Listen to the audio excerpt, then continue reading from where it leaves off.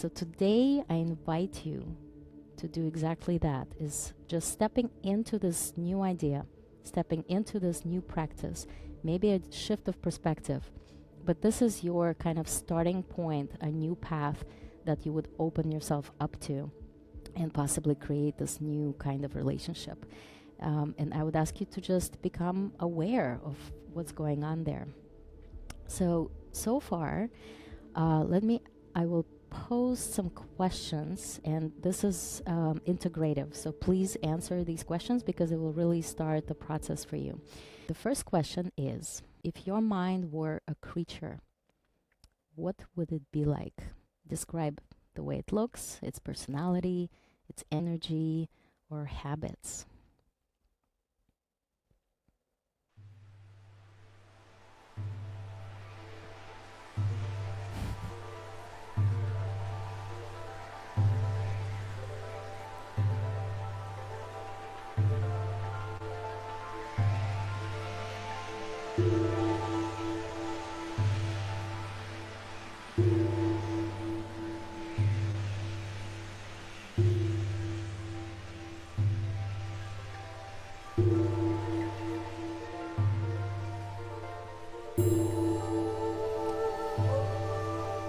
So for the newcomers, welcome. Please come join. So what we're doing at the moment is we are answering some questions in the chat. And the first question was, if your mind were a creature, what would it be like? Describe its look, personality, energy, and habits.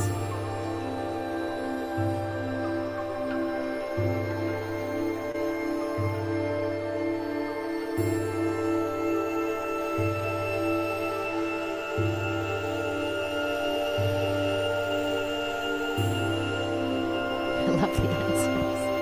A glamorous octopus.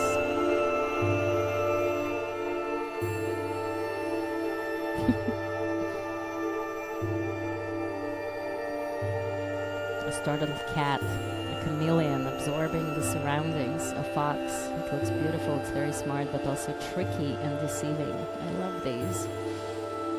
My dog, she's perfect and pampered and loved unconditionally. I love that. So what is already happening is that we're starting to bring these visualizations and separating the mind as a separate creature. Okay, so the next question is, I'm pasting it for you guys, is how would you describe your current relationship with that creature? So let's rephrase that a little bit, because I see that you guys might go into relationship with a fox or a chameleon, but describe your current relationship with your mind, right? So notice what your mind is doing and what is your relationship like.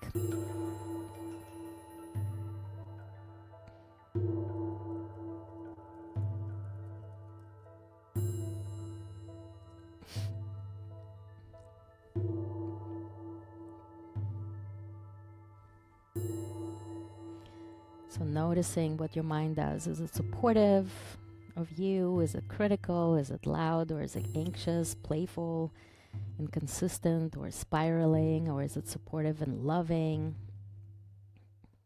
What is it like? Doubting? Yes. Frustrated that outside influence is so strong? Yes. Absolutely. Anxious. Tricky. It's very critical of me. That's right. Now notice how this is no longer you, right? This is what we started talking about, right? Is how we separate who you are truly and what your mind is actually creating, the kind of relationship. My voice is critical half of the time. That's right. Critical. My mind says I seek too much comfort and want it easy. Thank you guys so much for sharing. Yeah, I keep coming, bringing those in. Bear and owl came to mind. Bear, overbearing, owl, big eyes, on the lookout all the time. That's right. So we're just getting curious, tapping into this imagination. And now here's the next question. If you could teach your mind one new habit or behavior, what would you want them to learn?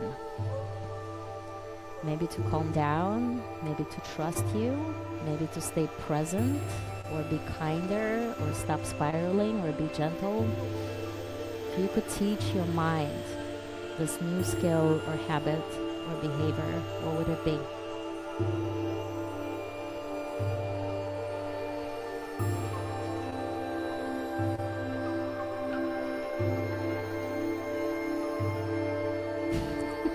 He's such an asshole to me. Yes, absolutely. We're starting that today. Don't be an asshole.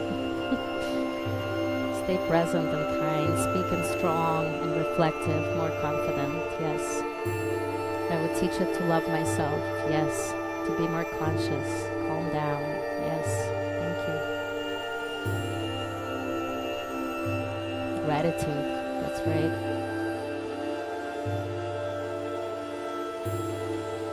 These are all wonderful.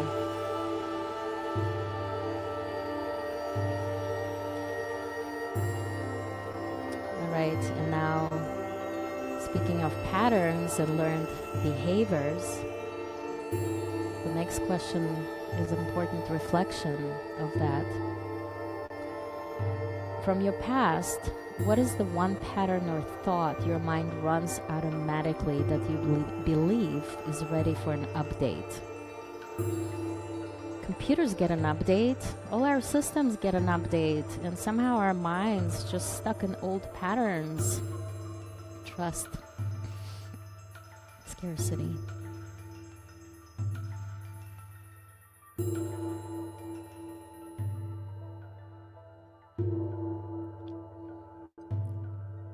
If you had that magic wand that could just update the system, which beliefs would you let go and upgrade? Beating myself up over the past. Oh yes, that's a good one. Self-esteem. Or that's not a good one. I should rephrase that. That's not a good one. Yeah. Self-esteem. That's right. Healthy, soothing habits to cope and rest after work. That's right. Yes, I need to prove myself. Thank you guys. These are all wonderful. And I love how when we begin to really question these things is we get the answers right away, right? Like we start to, you're asking your mind, you're having a conversation with your mind, the one that beats you up, but you're actually kind of putting yourself a little bit outside of that, right? And start having this relationship building